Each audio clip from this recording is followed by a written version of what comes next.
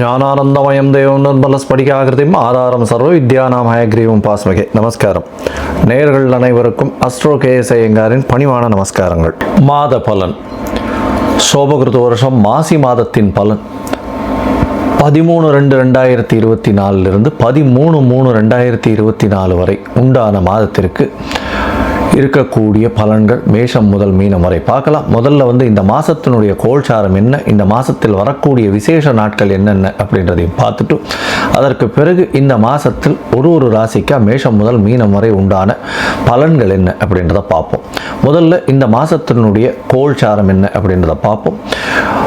மேஷ ராசியில் குரு பகவானும், கன்னியா ராசியில் கேது பகவானும், மகர ராசியில் சுக்கிர பகவானும் செவ்வாய் பகவானும், சூரியன் சனி புதன் இந்த 3 கிரகங்களும் கும்ப ராசியிலையும், மீன ராசியில் ராகு பகவானும் இருக்கா. இந்த மாதத்தில் சூரிய பகவான் மகர ராசியிலிருந்து கும்ப ராசிக்கு பெயர்ச்சியாளர் 13ஆம் தேதி அன்னைக்கு சாயந்தரமாக. நம்ம சௌரமான கணக்கை வச்சுப்போம். அதாவது சூரியன் ஒரு ராசியிலிருந்து அடுத்த ராசிக்கு செல்லக்கூடிய விஷயத்தை சௌரமானம்னு சொல்லக்கூடியது. அது மாதத்தின் பிறப்பாக நம்ம எடுத்துக்கொள்கிறோம். இதில் சந்திரமானம்னு ஒன்று இருக்குது. அது அமாவாசைக்கோ பௌர்ணமிக்கோ அடுத்த நாள் வரக்கூடிய மாதத்தை மிச்ச ஸ்டேட்டில் இருக்கவா, அதாவது இந்த ஆந்திரா கர்நாடகா இவாளெலாம் பார்த்தேன்னா அவங்க எடுத்துக்கொள்கிறது சந்திரமானத்தினுடைய அடிப்படையில் எடுத்துக்கொள்கிறோம். நம்ம தமிழ்நாடு, பஞ்சாப், இந்த கல்கட்டா இந்த மாதிரியான இருக்கக்கூடிய ஸ்டேட்ஸ், இந்தியன் ஸ்டேட் பார்த்தீங்களேனால் அவங்க சௌரமானத்தின் அடிப்படையில் இந்த விசேஷங்களை கொண்டாடுறோம். பொதுவாகவே மாத கிரகங்கள்னு சொல்லக்கூடிய சூரியன், செவ்வாய், புதன் மற்றும் சுக்கிரன் இந்த 4 கிரகங்களை பொறுத்து, இந்த 4 கிரகங்களுடைய மூமெண்ட்டை பொறுத்து தான் இந்த மாதத்தினுடைய பலன்களை சொல்லுவோம். இந்த மாதம் பார்த்தேனால் சுக்கிர பகவானும் சரி, செவ்வாய் பகவான் இந்த மாதம் மொத்தமே மகரத்தில் இருக்கார். சுக்கிர பகவான் இந்த மாதத்தினுடைய கடைசி பகுதி, அதாவது 9/3 அன்னைக்கு பார்த்தேன்னா, அதாவது 8/3/2024 அன்னைக்கு பார்த்தேன்னா மகரத்திலிருந்து கும்பத்துக்கு போகிறார். புத பகவான் 2ஆம் தேதி அன்னைக்கு 2/3/2024 அன்னைக்கு கும்பத்திலிருந்து மீனத்துக்கு போகிறார். இதுதான் ஒரு பெரிய மாற்றமாக இந்த மாதத்தில் அமையிறது. பொதுவாகவே பார்த்தேன்னா மாச கிரகங்கள்னு சொல்லக்கூடியதை வைத்து சொல்லக்கூடிய விஷயங்கள் தான் இந்த மாத பலன்கள். இந்த மாதத்தில் வரக்கூடிய நல்ல விசேஷ நாட்கள் என்ன அப்படின்றத பார்த்தோமே ஆனால் 13ஆம் தேதி சாயந்தரம் மாதம் பிறகுறது. சூரியன் மகரத்திலிருந்து கும்பத்துக்கு போகிறார், அதை சொல்லிட்டோம். 16ஆம் தேதி பார்த்தேனால் ரத சப்தமி, அதாவது வளர்பிறையில் வரக்கூடிய 7ஆம் நாள், அமாவாசையிலிருந்து வளர்பிறையில் வரக்கூடிய 7ஆம் நாள் ரத சப்தமி அப்படின்னு பேர். அதுவும் மாசி மாதத்தில் வரக்கூடியது.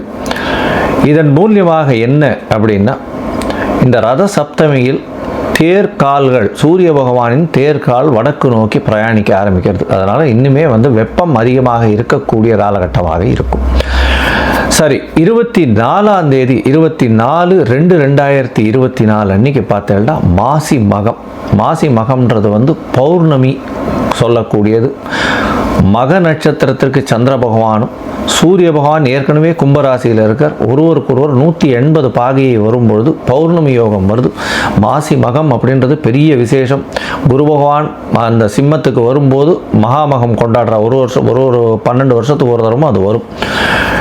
இந்த வாட்டி மாசி மகம் வருது. இது 24/2/2024 அன்னைக்கு வருது. இதற்கு அடுத்தது பார்த்தேன்னா 5/3/2024, அதாவது மார்ச் மாதம் 5ஆம் தேதி வாஸ்து நித்திரை விடும் நாள் அப்படின்னு போட்டிருக்கும். புதிய கட்டடம் ஆரம்பிக்கிறது, புதிய இடம் வாங்கிறது, புதுசாக மனை அதாவது அடிக்கோல் இடுறது, அதை தவிர மனைக்கு வாசக்கால் வைக்கிறது, இது எல்லாமே இந்த வாஸ்து காலகட்டத்தில் பண்ணோம். கார்த்தால 9:42 11:12 வரலாம், அதாவது 1.5 மணி நேரம் இந்த காலகட்டங்கள் வரும். 1.5 மணி நேரம் அப்படின்னா 90 நிமிஷம். 5 வகையாக பிரிக்கிறாங்க. இந்த 5 வகையில் பார்த்தேன்னா முதலில் வாஸ்து புருஷன் கண் விழிக்கும் நேரம், அதுக்கப்புறம் அவர்கள் ஸ்நானம் செய்யக்கூடிய நேரம், பூஜை செய்யக்கூடிய நேரம், அதற்கு பிறகு வந்து போஜனம் செய்யக்கூடிய நேரம், தாம்பூலம் தரிக்கும் நேரம் அப்படின்னு 5 வகையாக பிரிக்கிறார். இதில் வந்து கடைசி 2 விஷயங்கள், அதாவது போஜனம் செய்யும் நேரத்திலையும் தாம்பூலம் தரிக்கும் நேரத்திலையும் வந்து நம்ம வந்து வாஸ்து பூஜையை பண்ணோமே ஆனால் அது வந்து சக்ஸஸ்ஃபுல்லாக வரும் அப்படின்றது இந்த ஜோசிய இதுவில் தெரிவிக்கப்பட்ட ஒன்று, ஜோசிய கிரந்தங்களில் தெரிவிக்கப்பட்ட ஒரு பெரிய விசேஷம். அதனால் எந்த ஒரு விஷயத்தை ஆரம்பிக்கணும் அப்படின்றதுனாலும் இந்த வாஸ்து புருஷன் கண்விழிக்கும் நாள் அந்த கடைசி 36 நிமிஷத்தில், அதாவது 9:42லேருந்து 11:12 வரலும் இருக்கக்கூடிய கடைசி 36 நிமிஷத்தில் வந்து பண்ணினர்களேயானால் அது வந்து வெற்றியை கொண்டு குவிக்கும் அப்படின்றத சொல்கிறோம். இதை தவிர வந்து இந்த வாஸ்து நாள் அன்னைக்கு எந்த வகையான தோஷமும் கிடையாது. அதாவது திதி தோஷமோ, வார தோஷமோ, நட்சத்திர தோஷமோ, ராகு காலம், யமகண்டம், எந்த ஒரு தோஷமும் கிடையாது. எல்லா விஷயத்தையும் எடுத்து செய்யலாம் அப்படின்றத சொல்கிறேன். அதற்கு பிறகு பார்த்தீங்கன்னா விஜயேந்திர சரஸ்வதி சுவாமிகளினுடைய ஜெயந்தி வருது. அது வந்து 7/3/2024 அன்னைக்கு வருது. அதற்கு பிறகு 10ஆம் தேதி அன்னைக்கு 10/3/2024 அன்னைக்கு மாசி மாதம் அமாவாசை வருது. அமாவாசைன்றது வந்து மூதாதையர்களுக்கு செய்ய வேண்டிய கர்மாக்களை செய்யணும். தாய் தகப்பன் இல்லாதவர்கள் செய்ய வேண்டிய கர்மாக்கள், திதி கொடுக்கறதெல்லாம் கம்பல்சரியாக கொடுக்கணும். அமாவாசை ஒழுங்காக திதி கொடுக்கலைன்னா அவர்களுடைய அடுத்த சந்ததியினர் பாதிக்கப்படக்கூடிய வாய்ப்புகள் மிகவும் அதிகம் அப்படின்றத அடிக்கடி வலியுறுத்தி சொல்கிறோம். இந்த முக்கியமான தினங்கள் எல்லாமே வந்து இந்த மாதத்தில் வருது. இதை தவிர ஒரு ராசியாக இப்போ வந்து மேஷம் முதல் மீனம் வரை எப்படி இருக்குது அப்படின்றத பார்ப்போம். அதற்கு முன்னாடி என்னுடைய மொபைல் ஃபோன் நம்பர் கீழே ஸ்க்ராலிங் ஆகிட்டுருக்கும். உங்களுக்கு அஸ்ட்ராலாஜிக்கல் கன்சல்ட் தேவைப்பட்டதுன்னா நீங்கள் எனக்கு ஃபோன் பண்ணுங்க.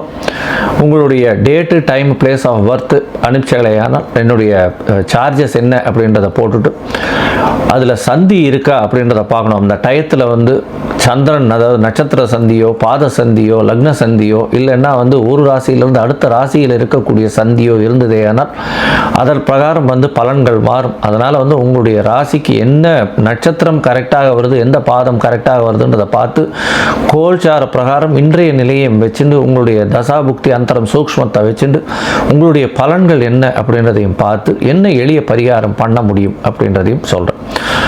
இப்போது மேஷம் முதல் மீனம் வரை மாசி மாதம் சோபகிருத்து வருஷத்தின் பலன்களை ஒன்றொன்னா பார்க்கலாம். கடகம், புனர்பூசம், பூசம், ஆயில்யம், இன்னும் 3 நட்சத்திரம் 9 பாதங்களை கொண்ட ராசி. ராசியின் அதிபதினு சொல்லக்கூடியவர் அதிவேகமாக செல்லக்கூடிய சந்திர பகவான். பொதுவாகவே கடக ராசிக்காரர்கள் வந்து நல்ல ஒரு ஏற்றமான ராசி. கடகராசிக்காரர்கள் ரொம்ப அழுத்தமானவர்கள். நல்ல எந்த ஒரு வேலையையும் அவர்கள் நிச்சயமாக முடிக்கக்கூடிய தன்மை பெற்றவர்கள். இது காலபுருஷ தத்துவத்தின் 4வது ராசியாக இருக்கிறதுனால எல்லா விதமான சௌக்கியங்களும் அவர்களுக்கு எப்போவுமே உண்டு. கடகராசிக்காரர்கள் பார்த்தீங்கன்னா நல்ல ஒரு ஆட்சி பீடத்தில் நல்ல ஒரு ஸ்ட்ராங்கான பொசிஷனில் இருப்பாங்க. அவர்கள் வைக்கிறவர்கள் ஆட்சியில் நல்லபடியாக உட்கார்ற அளவுக்கு பெரிய ஸ்ட்ராங் பொசிஷனில் கொண்டு போவாங்க. இந்த கடகராசிக்காரர்களுக்கு பார்த்தோன்னா இந்த மாதம், அதாவது 13/2/2024 இருந்து 13/3/2024 வரை உண்டான மாசி மாதம் சோபகிருத்து வருஷத்தில் பார்த்தோன்னா சூரிய பகவான் உங்களுடைய ராசிக்கு 8ஆம் இடத்துல இருக்கார். ஏன்னா மாசி மாதம்ன்றது கும்ப மாதம்ன்றதுனால சூரிய பகவான் 8ஆம் இடத்துல போயிருக்கார். 8ஆம் இடத்தில் மறைந்து இருக்கக்கூடிய காலகட்டமாக இருக்குது. குடும்பாதிபதி மறைந்து இருக்கக்கூடிய காலகட்டம். அது என்ன விசேஷம்னா சனி பகவானோட சேர்ந்து இருக்கக்கூடிய காலகட்டமாகவும் போகுது. அதாவது அஷ்டமத்து சனி இப்போ நடந்துட்டு இருக்கு. ஒரு 2-3 மாதமாகவே உங்களுக்கு அஷ்டமத்து சனி மெதுவாக வர ஆரம்பிச்சிருக்கு. இனிமே தான் உங்களுக்கு கொஞ்சம் கொஞ்சமாக பிரச்சனைகள் வர ஆரம்பிக்கும். தொழிலில் கொஞ்சம் பிரச்சனைகள் இருக்கக்கூடும். இருந்தாலும் வந்து பார்த்தோம்னா இந்த மாதத்தில் குடும்பத்தில் சிறு சிறு பிரச்சனைகள், சண்டைகள் வரக்கூடிய காலகட்டமாக இருக்குது. ஏன்னா 8ஆம் இடத்துல வந்து குடும்பாதிபதி போய் உட்கார்றதுனாலையும் சனி பகவானோட சேர்ந்து இருக்கக்கூடிய காலகட்டம்ன்றதுனாலையும் சனி பகவான் ஆட்சி உச்ச மூல திரிகோண வீட்டில் இருக்கிறதுனால அவர் ரொம்ப பவர்ஃபுல்லாக இருக்கிறதுனாலையும் குடும்பத்தில் கணவன் மனைவிக்குள்ள சிறு சிறு பிரச்சனைகள் வரக்கூடிய வாய்ப்புகள் உண்டு. இந்த மாதத்தில் பார்த்தோம்னா புத பகவான் உங்களுடைய ராசிக்கு 3/12 அதிபதியும் அங்கே போய் உட்கார்றார். அதனால் வந்து வெளிநாட்டு பிரயாணம் பார்த்து கொண்டு இருப்பவர்களுக்கு சிறு சிறு தடங்கள் ஏற்படக்கூடிய வாய்ப்புகள் நிச்சயமாக இருக்கும்.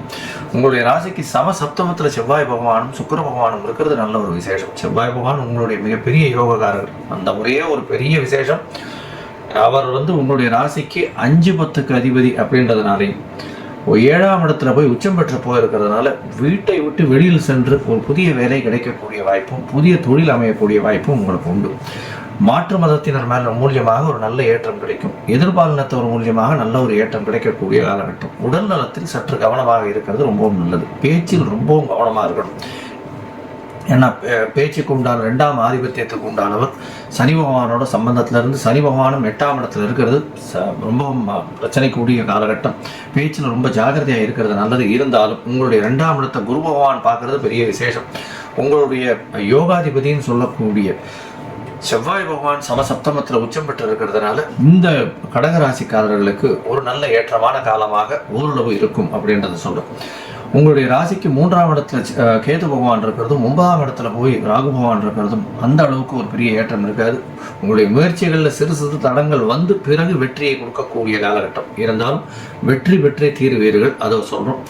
8ஆம் இடத்துல சனி பகவான் பிரச்சனைகளை கொஞ்சம் அதிகமாக கொடுப்பார். வண்டி வாகனங்களில் சொல்லும்போது ரொம்ப ஜாகிரதையாக இருக்கிறது நல்லது. கழிவு உபாதைகள், எலும்பு சம்பந்தப்பட்ட நோய்கள், எலும்பு மஜ்ஜை நோய்கள், இந்த மாதிரியான விஷயங்கள் வரக்கூடிய வாய்ப்புகள் உண்டு. சிறு சிறு ஆக்சிடென்ட் ஆகக்கூடிய பாசிபிலிட்டியும் நிச்சயமாக இருக்கும். ரொம்ப ஜாகிரதையாக இருக்கிறது நல்லது. உங்களுடைய ராசிக்கு பார்த்தீங்கன்னா அதாவது 7ஆம் இடத்துல சுக்கிர பகவான் இருக்கார். 4ஆம் அதிபதி 7ஆம் இடத்துல போய் இருக்கிறது பெரிய விசேஷம்.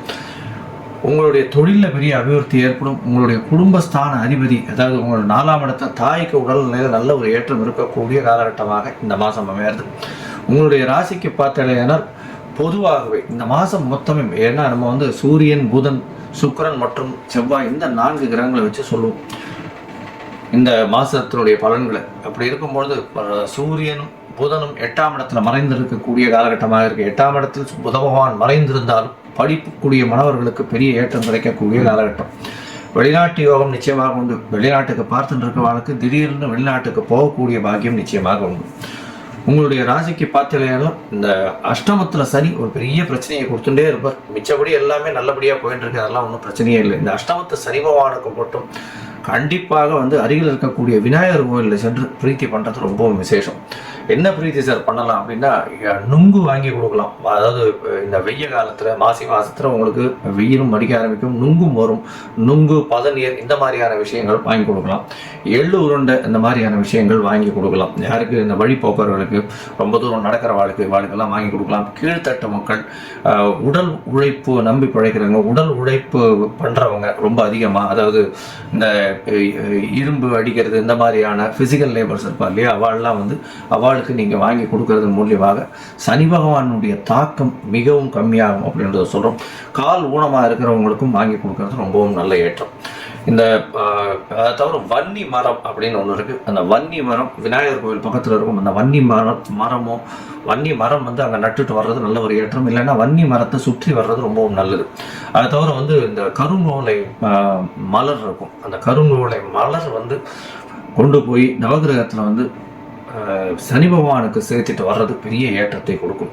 இந்த மாதத்தில் பார்த்தீங்கன்னா சூரிய பகவானும் மறைந்திருந்து சனி பகவானோட சேர்ந்திருக்கக்கூடிய காலகட்டம்ன்றதுனால தந்தைக்கும் உங்களுக்கும் உண்டான பிரச்சனைகள் கொஞ்சம் அதிகமாக இருக்கக்கூடும். தந்தையின் மூலியமாக சிறு சிறு துன்பங்கள் வரும். அரசாங்கத்தின் மூலியமாக சிறு சிறு பிரச்சனைகள் வரக்கூடிய வாய்ப்புகள் உண்டு. இதை தவிர பார்த்தீங்கன்னா 8ஆம் இடத்தில் மறைந்த சூரிய பகவான்றதுனால குடும்பத்தில் சிறு பிரச்சனைகள் இருக்கக்கூடிய காலகட்டமாக இருக்கும். இருந்தாலும் இந்த மாதத்தில் பெரிய அட்வான்டேஜ் உங்களுக்கு செவ்வாய் பகவான் தான். செவ்வாய் பகவான், அதாவது செவ்வாய்க்கிழமை காத்தால ஒரு சூரிய உதயத்திலிருந்து 1 மணி நேரத்துக்கு வந்து செவ்வாய் பகவானை வந்து வேண்டுங்க, நல்லபடியாக இருக்கணும் அப்படின்னு நல்லபடியாக ஏற்றமும் மாற்றமும் இந்த மாதத்தில் நிச்சயமாக வரும். இந்த மாதத்தில் நீங்கள் சில நாட்களை தள்ளி வைப்பது நல்லது. அது வந்து முயற்சிகளை தள்ளி வைப்பது நல்லது. அதாவது சந்திராஷ்டம நாட்கள் அப்படின்னு சொல்கிறோம். இந்த கடகராசிக்காரர்களுக்கு பார்த்தடையான 8ஆம் தேதி 8/3/2024 10/3/2024 வரை உண்டான நாட்கள் சந்திராஷ்டம காலங்கள். இந்த காலகட்டத்தில் புதிய முயற்சி வேண்டாம், வெளியூர் பிரயாணம் வேண்டாம் அப்படின்றத சொல்றோம். மொத்தத்தில் இந்த கடகராசிக்காரர்களுக்கு நல்ல ஏற்றமான மாதம். இருந்தாலும் அஷ்டமத்தில் சனி பகவானும் சூரிய பகவானும் இருக்கிறதுனால சிறு சிறு பிரச்சனைகள். லோகா சமஸ்தா சுகினோ பவந்து. நன்றி, நமஸ்காரம்.